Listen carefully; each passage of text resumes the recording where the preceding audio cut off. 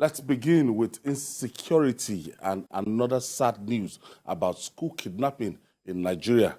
Bandits have invaded the female hostel of the Federal University Gusau in Zamfara State. The terrorists stormed Sabongida village and broke into the rented female hostel where they locked up 2 civilian guards on duty, dispossessed them of their handsets before abducting 2 female students of the Department of Microbiology at the university. Jide, we thought we've gotten this over with. We are now seeing so many cases of kidnapping. It happened even in Niger again. People shot dead. There was an attack on a school, on a church in Benue, where they shot dead an individual and then kidnapped the pastor and some people. So it's not something that has left us. Whoever is saying that kidnapping has gone down does not know what he's talking about. Every day we are seeing, just as Adewale explained yesterday, because politics was in the news, people focused more on politics. And the Nigerian media, it is what the people want to read that they like to give them.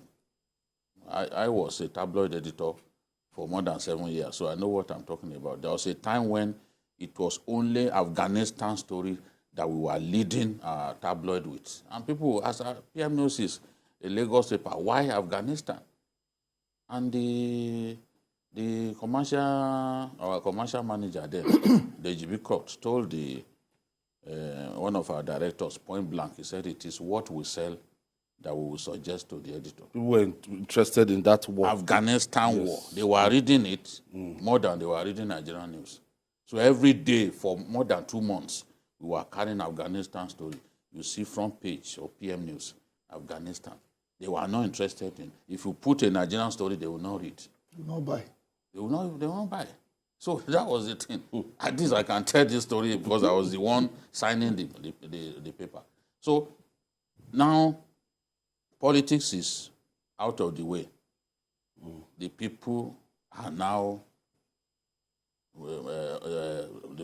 now focusing on other things.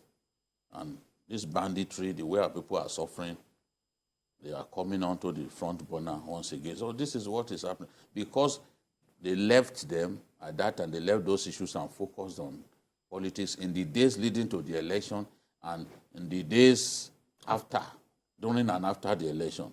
That does not mean that the Naira confiscation policy was the silver bullet that made that banditry to go down.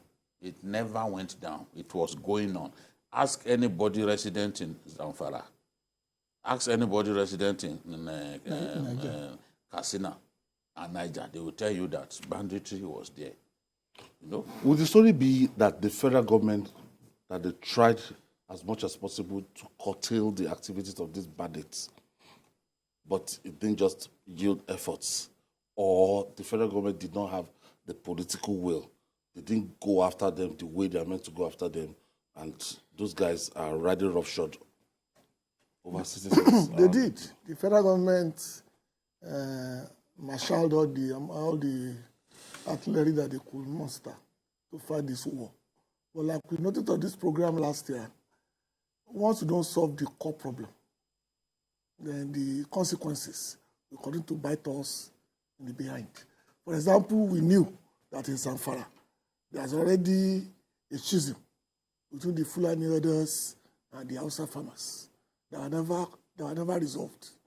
The consequence of that is the emergence of bandit lords, if I can use that word. People now take swabs of territory and rule over it within the states. And they too are not resolved. To the point that we remember that even a traditional ruler was giving titles to a bandit in the full view of everybody. Until today, not really happened to that local government chairman, whatever.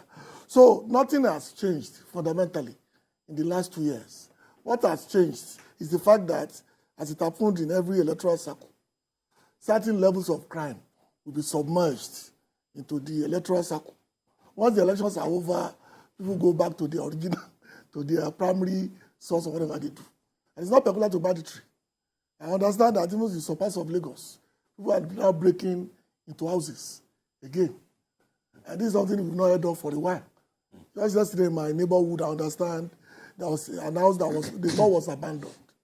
And they broke in, fortunately the owner was in the house. But they thought it was an abandoned building. And these are very young boys. That's something we've not heard of, close to 6-7 months. So it's not that the banditry has gone away. It's that our focus was on something else for such a long time. Now that one is over. We are coming back to the problems we left behind. You know, we left this problem to germinate for a long time, and it could be with us, and the industry is thriving because money is involved, big-time money is involved. And if the Amajiri system continues the way it is right now, and these young, idle, unemployed youths, and we continue to record 33% unemployment rate and poverty rates, being the poverty capital of the world, that Nigeria will be a long time, be a fertile ground to recruit these idle youths that will turn against the society. Yes, that's why even Boko Haram, they are still finding food soldiers. You will expect that, given the way we've been killing them, given the way some of them are surrendering, that by now there will be nobody to fight. The number of those that have surrendered they should be around 100,000 now. They should be around 100,000 because in December they were around 87,000. And the surrendering has not stopped. So a lot of because somebody told me that their information is getting to them that they are feeding them well, they are taking care of them well. Yes. What are you doing? They have a school for them. What are you doing in the forest? They set up a school, especially the Shekau faction, because where they are, it's easier to go out. There are so many routes through which they can escape. But the Banawi faction, the faction of the late Al-Banawi, they are in the Lake Chad Islands. The area of their sphere of influence is small. It's very small. So, and the routes through which they can escape are very limited. So they guide their own area very well. So those boys, it's difficult for those ones to come out and escape. And if you try, they will kill you. So they are a much more compact unit than because the Shekau faction has occupies a much wider space, all the way. You can imagine from Borno State now, right up to Goza. That's from let's say Bama, for example, right up to the Cameroon border, right up to Goza. They occupy all of that area. So it's a wide area that they have to play with. They have the whole of Sambisa to play with. The other people don't have a big area like that. So they are in a small area and they are easier to monitor. The boys are easier to monitor than the other people. If you are, for example, in Goza, you can even cross. If you are in Goza, you climb the Mandara mountain. The other side is Cameroon. You can cross to that place. From there, you can escape. But these ones don't have that luxury. So their own people, largely those ones, they don't surrender.